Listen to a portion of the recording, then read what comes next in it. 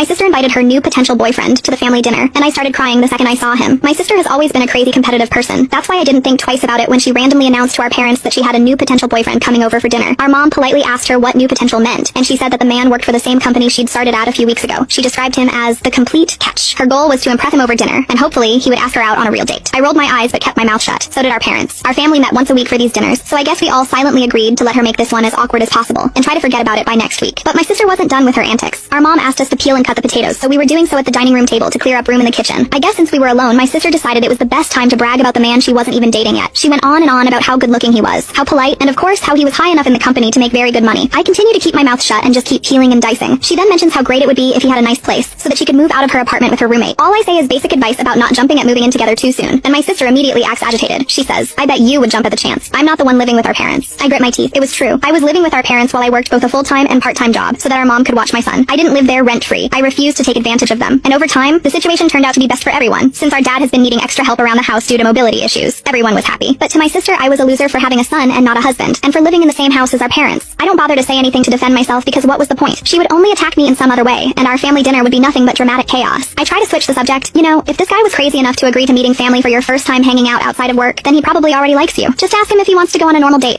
Number 1, he needs to ask me on a date, not the other way around. And 2, my sister leaned in close to me. He doesn't know he's meeting you guys today. I knit my brows. What now? She smiled and shrugged. I heard he flat out rejects anyone who tries to date him, and that he only hangs out with groups of people outside of work. So I told him he'd be meeting with a group of people from my department. The devil on my shoulder is telling me to stay quiet and let things unravel on their own, but the angel on the other shoulder tells me to at least warn her that shit was going to hit the fan. I shake my head. That's a good way to get him to never like you or trust you. Why did you think that was okay? This time she rolls her eyes, because I overheard him talking to another coworker about wanting kids and stuff, but apparently he's waiting on someone special. I think that's code for being too lazy or afraid to put yourself out there and find somebody. My face is burning, and I know I must look like a tomato. She said the last part while looking right at me, because that was what I always said back when everyone asked if I was going to try dating again. There was someone special out there for me. We just never crossed paths again. I managed to avoid my sister for a while after that, up until this potential boyfriend arrived. She asked all of us to sit casually in the living room as she brought him in. We all mentally prepared ourselves for cringe. When my sister brought him into the room, I recognized Julian immediately and felt tears building up. He recognized me too, and in the next second,